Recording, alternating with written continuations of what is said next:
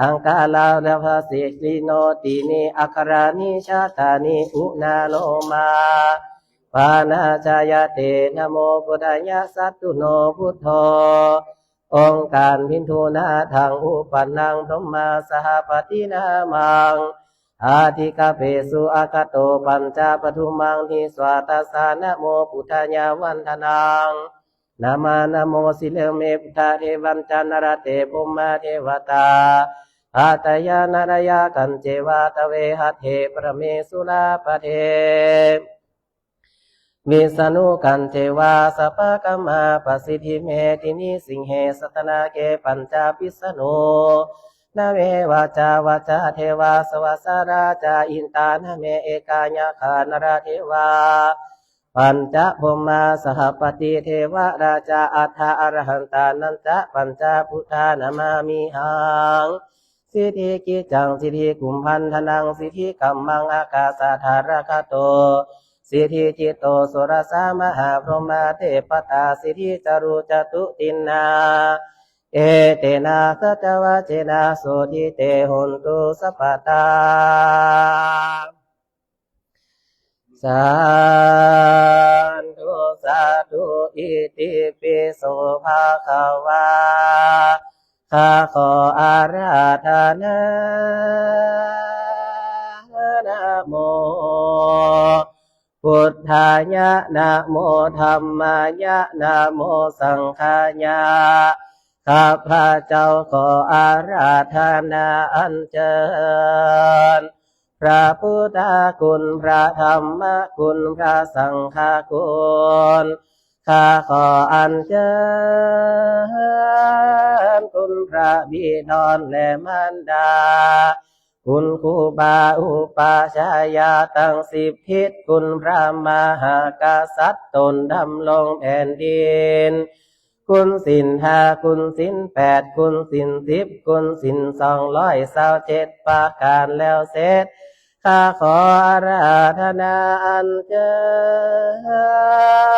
ญคุณพระศรีสันเพชรคือเสด็จมาอยู่เหนือเสียนข้าแห่งข้าพระพุทธเจ้าแห่งพระกูวิโรชยพรข้าขออัญเชิญคุณพระบิดาและมารดาคุณครูบาอุปชายาตั้ง10 ทิศคุณพระมหากษัตริย์ตนดำลงแผ่นดินคุ กุนตินทากุนติน8กุนติน10กุนติน227ประการแล้วเสร็จข้าขออาราธนาอัญเชิญคุณพระศรีสันเพชรเพื่อเสด็จมาอยู่เหนือเสียนข้าแห่งคำพระมุนทาเจ้ากับพระพุทธเจ้าขออาราธนาอัญเชิญคุณพระฤาษีตาหัวคุณพระฤาษีตาไฟคุณพระฤาษีนาลอดคุณพระฤาษีนาลายคุณพระฤาษีบรรลัยโกฏคุณพระฤาษีอ่อนละชุนคุณพระฤาษีอินทร์สวนคุณพระฤาษีสมถะคุณพระฤาษีตั้ง108ตนจริงนิมนต์มานั่งเป็นประธานข้าพระพุทธเจ้าจะทำการสิ่งใดพระครูวิโรจน์ชยพรจะทำการสิ่งใดลูกศิษย์ลูกหาศรัทธาญาติโยมจะทำการสิ่งใดขอประสิทธิทั้งปวงขออัญเชิญพระอินทร์สวนลงมาเป็นเลิกเป็นปฐมขออัญเชิญพระอินทร์พระพรหมพยมพระการเต้าจตุโลกบาลทั้งสี่และเต้ามเหสกราชอันเลืองฤทธิ์ตั้งพระอาทิตย์พระจันทร์ทางการพุทธาสุขเสาลาหูเกตทั่วประเทศสถานในจักรวาลแหล่งลาและเทวดาตั้ง16ของจันทร์ฟ้าก็อัญเชิญพระวิสุกรรมมาอยู่เหนือบาซ้ายขอเชิญพระนาลายณ์มาอยู่เหนือบาขวาขออัญเชิญพระอาทิตย์ลงมาเป็นลักษณ์พระจันทร์ลงมาเป็นราศีขออัญเชิญพระธรณีพระภูมิเจ้าที่กรุงพาราณสีและเทพไทยทุกทวนนาขออัญเชิญพระคงคามาเป็นพระการขออัญเชิญพระอังคารมาเป็นหัวใจข้าพระพุทธเจ้าจะทำพิธีสิ่งใดพระครูวิโรจน์ชยพรจะทำการสิ่งใดขอประสิทธิทั้งปวงขออัญเชิญพระราหูเข้ามาล้อมบังสัพพะทุกขังสัพพะพยังสัพพะอันตร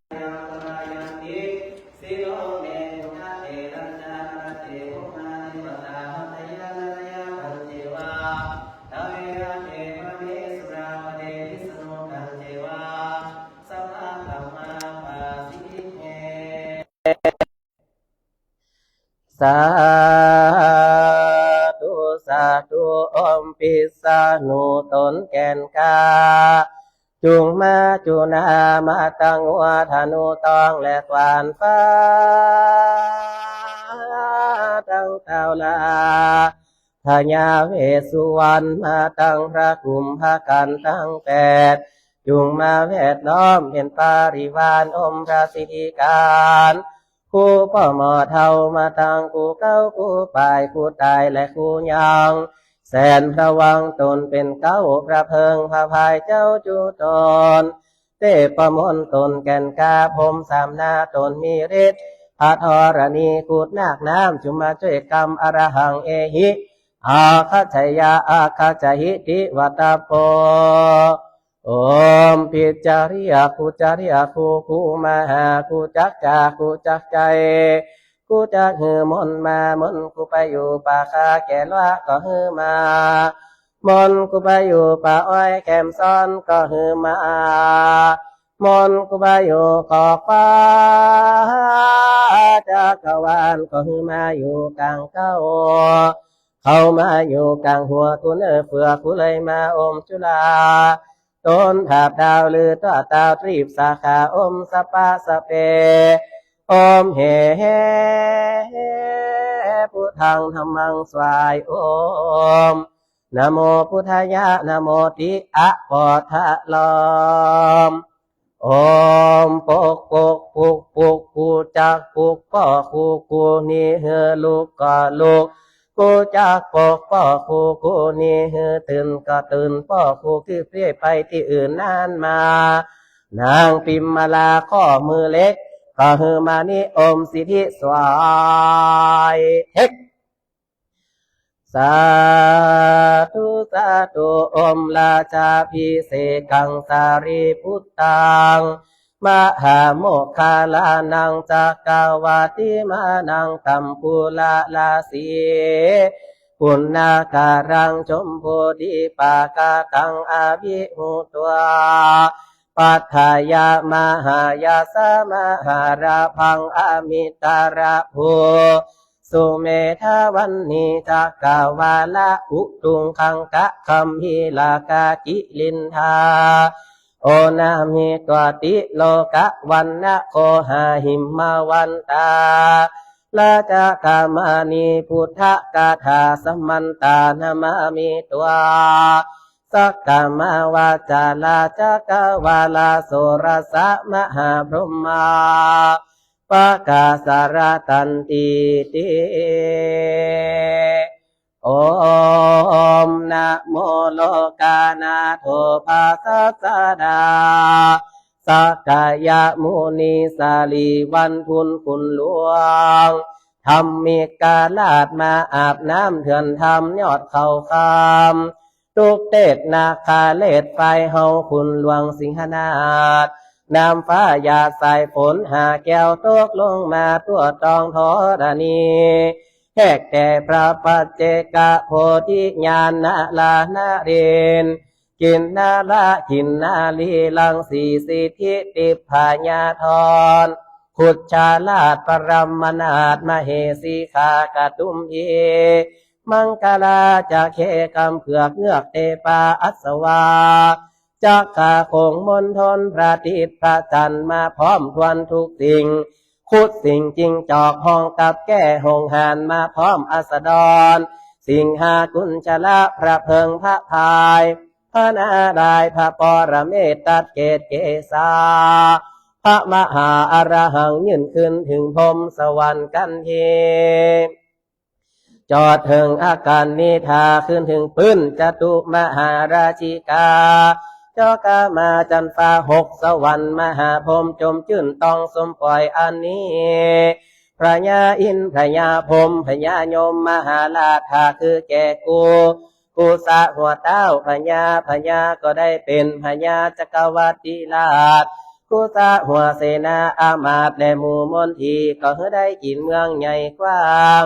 กูสะหัวนางพระมณีก็ได้เป็นอากะมเหสีราชาเทวีกูสะหัวกูนี้ก็เหมือนดังในอนันทาบินทีกษะมหาเศรษฐีและกตุมปีมหาเศรษฐีได้มีค่ายิงละร้อยค่าค้อยและปันกูสะหัวดาบสลีกันใจและธนูสิง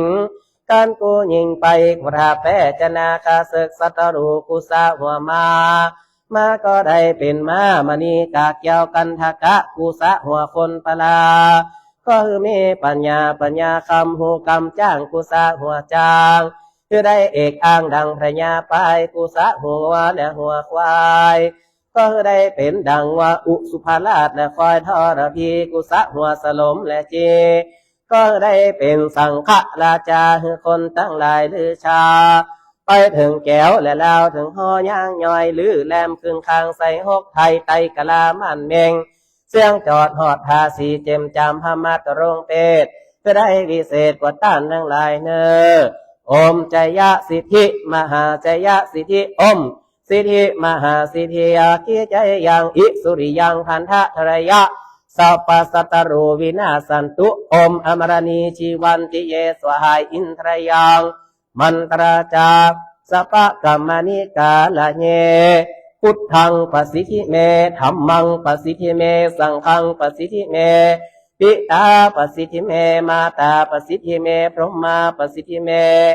อินตาปสิทธิเมเทวาปสิทธิเมนาคาปสิทธิเมอิสราปสิทธิเมนารายาปสิทธิเมกิจจังปสิทธิเม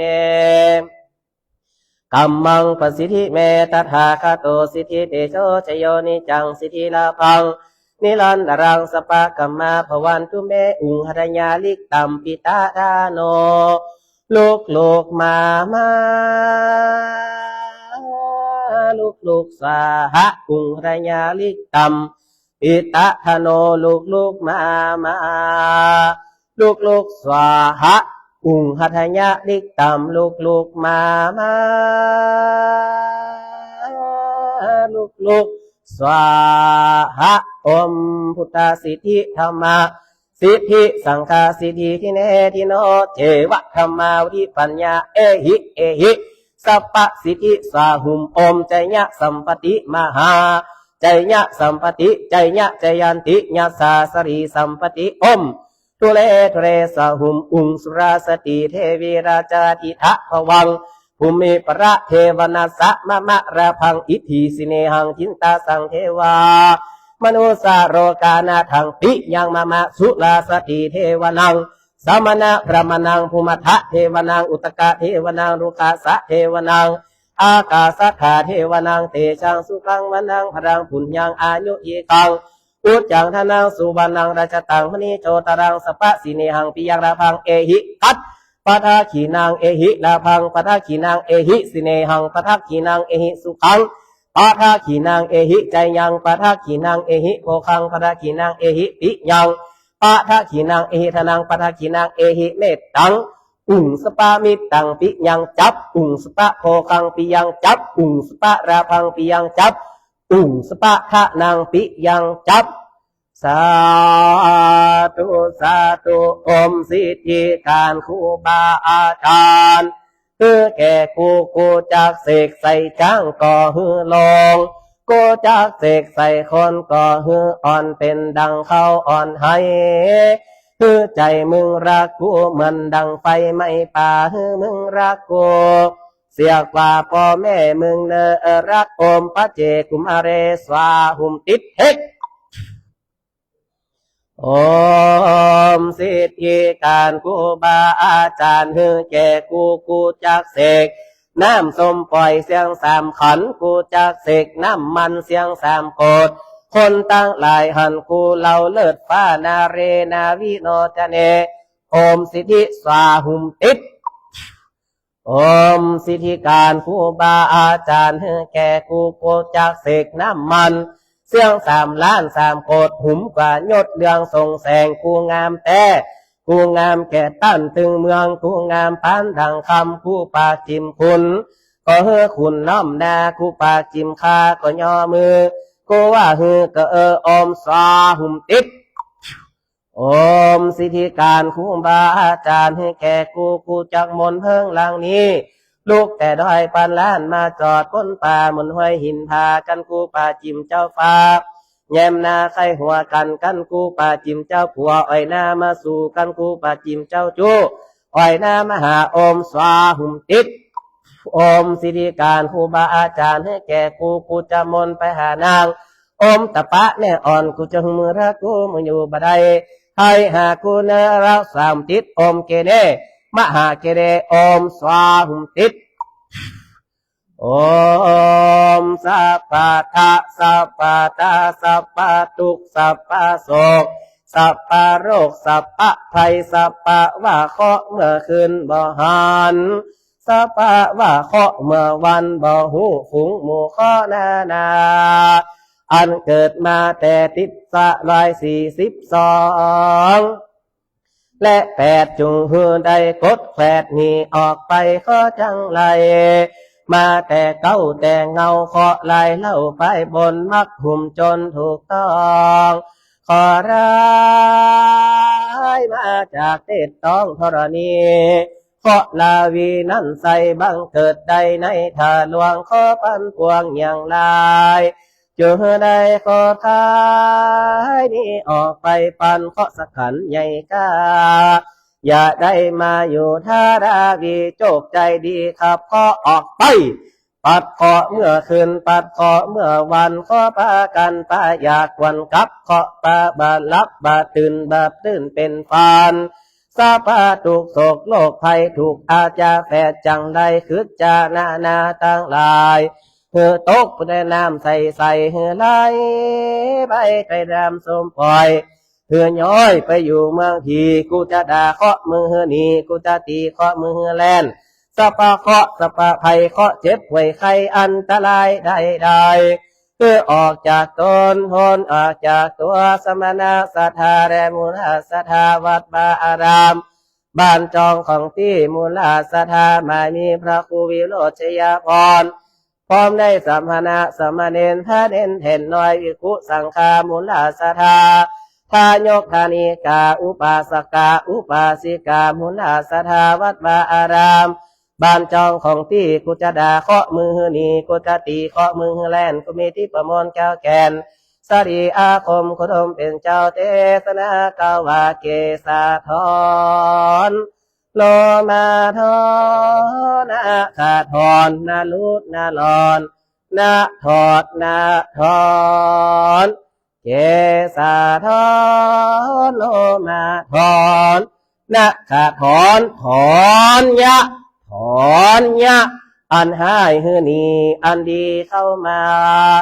อันหายหือนีอันดีเข้ามาอันหายหือนี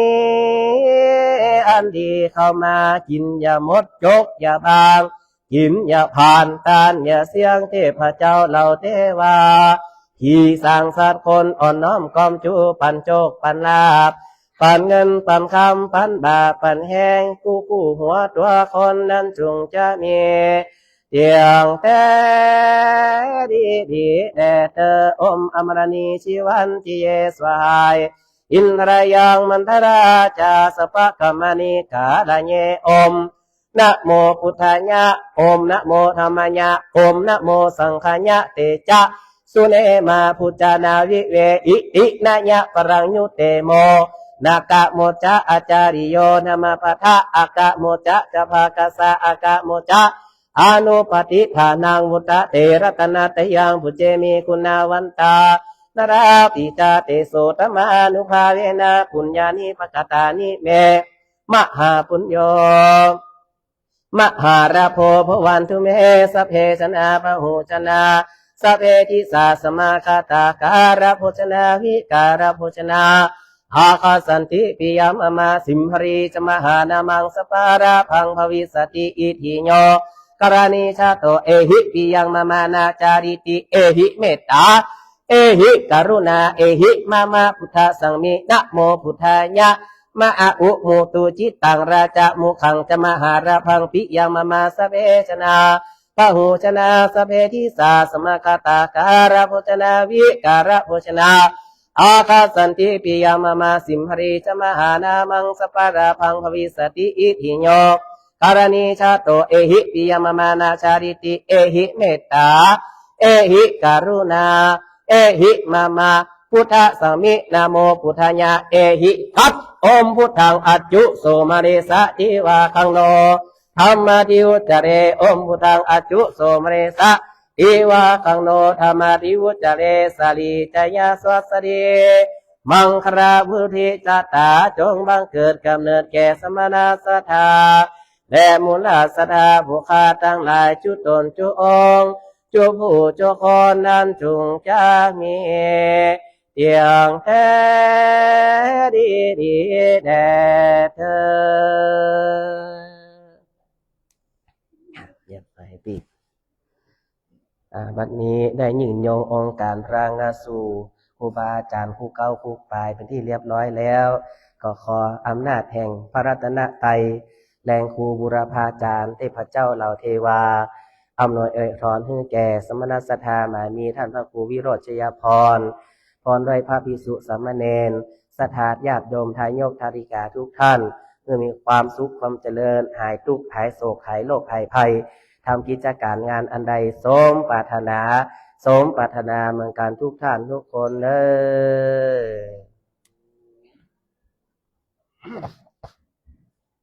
สัญญาณโยมอันนี้เป็นพิธีองค์การแบบพระสุรสติเปิดท่านพระเราเราทราบหรือว่าครูบาน้อยวัดเสด็จจันทร์ซึ่งเป็นพิธีที่อาจจะยากยิ่งตอนที่จะมีพิธีลงเข็มเนาะเราก็จะได้ถวายจตุปัจจัยก่อนลำดับแรกถวายสังฆทานเริ่มปัจเจกครอบครัวมานั่งพิธีองค์การแล้วก็เป็นพิธียาวทั้ง4ท่านที่ได้มาด้วยกันนอกจากเป็นเกณฑ์สังฆทานถวายปัจจัยที่ให้ทุกท่านต่อความ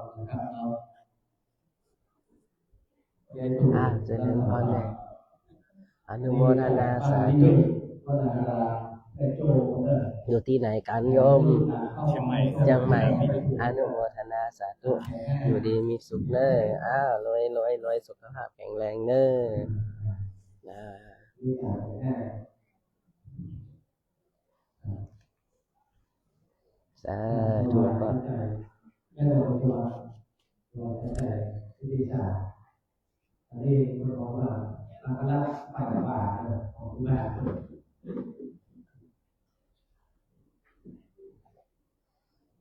อ้าวได้ไหม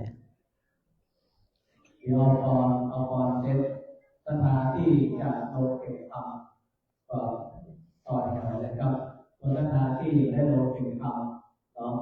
ก็จะมีการ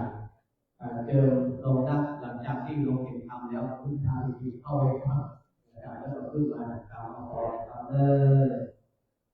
ตั้งใจครับปอนเนอสถาญาติโยมเอตาทิสานิกาตวานาสัพพะธรรมปาราชิตาสัพพะทาโสทิงกาจันติตันเตสังมังการามุตตามันติมหา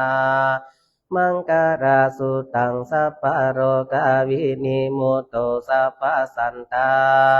ภาวันจิโตสัพพะเวรามาติกันโตนิพุทโธจตุวังภาวะสัพพิติโยตุสัพพะโรโกวินาสันตุมาเตภาวะตวันตารายโยสุขีติกาวะอภิวาตนาสิเรสานิจังหุทธาปัจจายโนจัตตารโอธรรมาอายุวันโนสุขังภาลัง สาธุโยท่านเดินท่านเอาทั้งรอบมาเดี๋ยวหลังจากกินข้าวแล้วเอาที่มาทางด้านนี้ถึงก่อนเอาแต่ตอนต้องลงไปทางตอนเองต้องลงเด้อเดี๋ยวจะได้เป็นโครงการข้อที่ตรงที่ถูกที่เราได้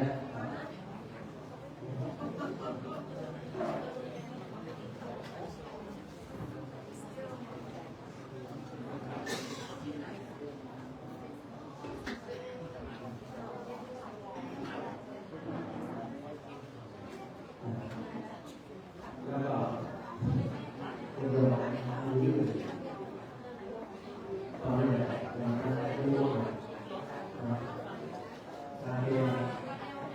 เดี๋ยวตอนนี้คุณอาของทางพ่อช่วยดูครับให้ทางพ่อมาก่อนแล้วต้องนั่งได้เลยต้องนั่งได้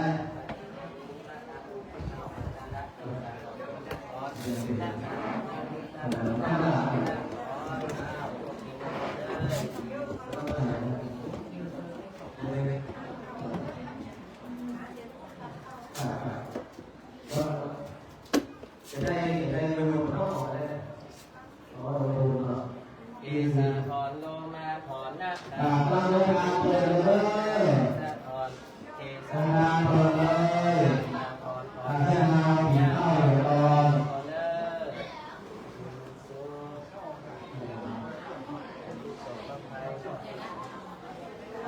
นี่ก็ปากข้อเอาเลยที่เดียวปากข้อปากไทยปากข้อเยอะแต่เป็นรอบเสริมจะเราเป็นทางไปเลยรอบสองจะเป็นคนเสริมเป็นบ้านกันรอบนี้ปากข้อไปก่อนนะครับ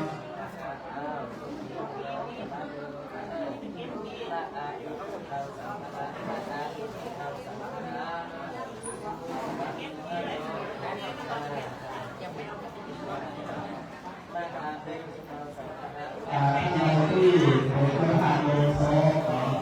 หรือว่าท่านใดที่จะทำบุญหรือว่าท่านใดที่จะถวายในก่อนการที่ทำเข้าไปก่อนถวายได้เลยเด้ออันนี้ทำมาพร้อมรับเราไปพักรอบเราแถวให้หน่อยไม่ต้องนั่งมันเด้อมันนั่งยากมันต้องนั่งแน่ยืนเอาที่ให้ตัวนี้ปฏิบัติแล้วมามี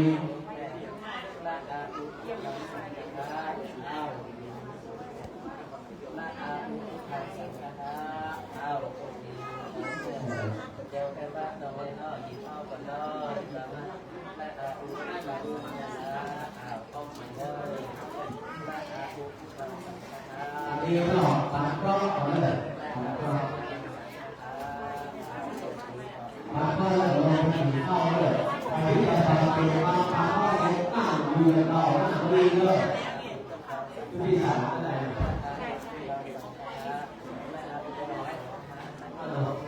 ทีนี้ดูกันใครจะฟังเพลงบ้างเตรียมเงินไว้600 บาทอันนี้ปีนี้ทางลงนะผู้ปีนี้ตามที่เลยนะ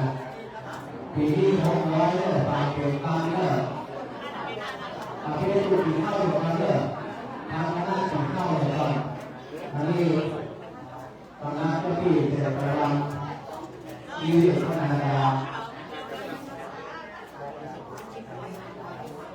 ขอไม่ยังไม่เอาเราไม่เอาอะไรนะไม่เอาไม่ได้ซื้อเลย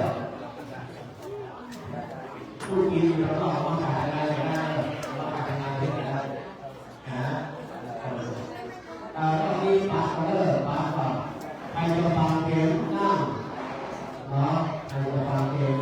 นั่งเก้าอี้แต่เราฟังไม่กินข้าวเลยฟังเลิกกินข้าวเสร็จก็มาเจอหน้าตาเนาะใครจะเจอจะว่ามือก็ขอรับฟังเพลงแล้วเลิกใครจะเจอจะว่ามือก็ฟังเพลงแล้วฟังเพลงที่เนี่ยมาอาอุปถัมภ์สังฆะมาอาอุปถัมภ์สังฆะมาอาอุปถัมภ์สังฆะมาอาอุปถัมภ์สังฆะมาอาอุปถัมภ์สังฆะอ้าว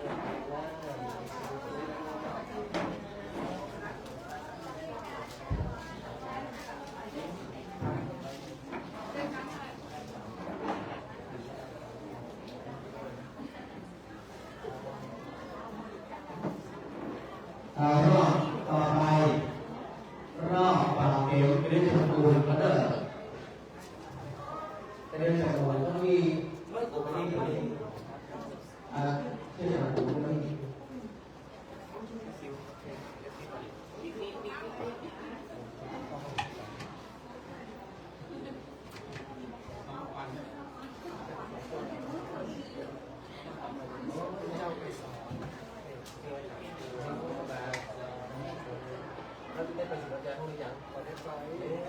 นี่เกือบโบกหัวงามกับเลย ท่านอาจจะไปส่งที่เจ้าไปสอนที่เราสเก็ต เพราะที่วันคนดูโมโคนี่บางสาวอาจารย์บอกดูโมโคให้ อนุโมทนาอาจารย์ภูริศักดิ์อาจารย์ภูริศักดิ์เรื่องดวงดวงเป็นรูปแบบที่ต่ออาจารย์ภูริศักดิ์ได้อนุโมทนาให้ท่านเลยอนุโมทนาทุกครูอนุโมทนาทุกท่านที่ประกาศเรียน รถจะขับรถไปส่งที่เจ้าไปสอนเราสเก็ต ได้ทุกท่านที่ประกาศเรียนเนาะ เราก่อนคนขับรถจะไปส่งที่เจ้าไปส ส่ว อน นเราสเก็ต ครัวเมืองสวงเนี่ยนะ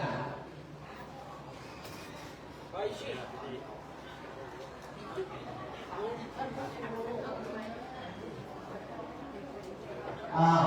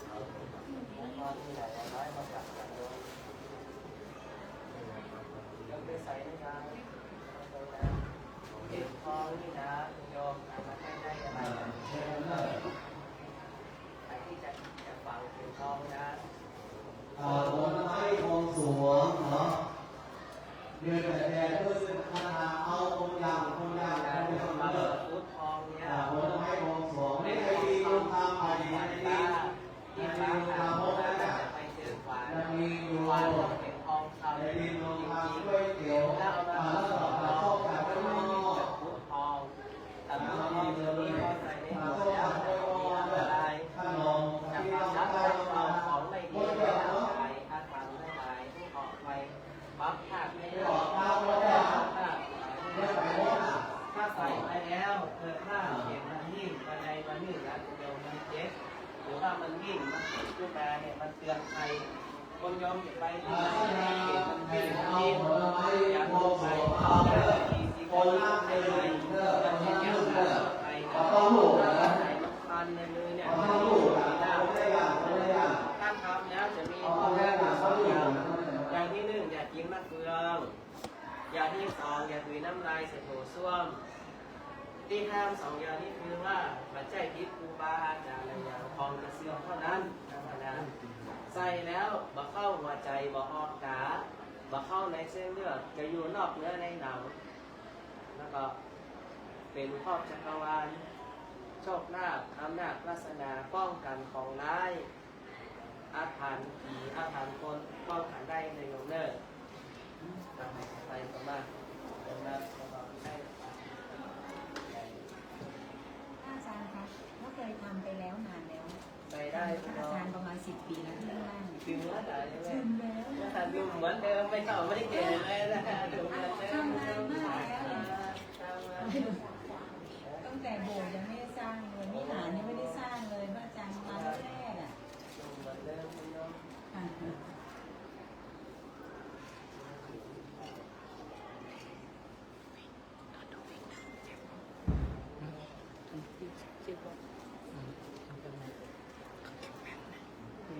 เรื่องจะเบาแค่เยอะเข้าแล้วตำรวจเยอะในเมืองไหน น้องแตงยังอยู่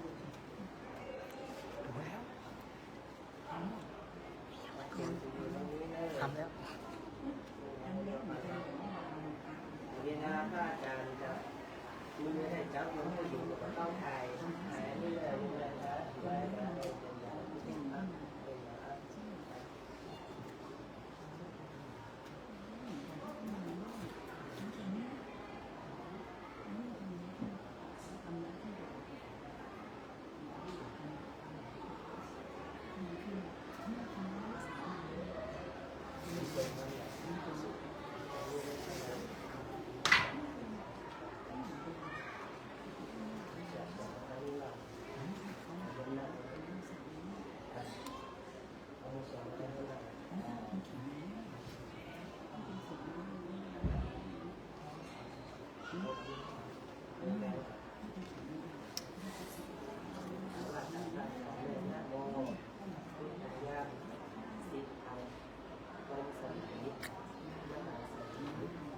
วันแรก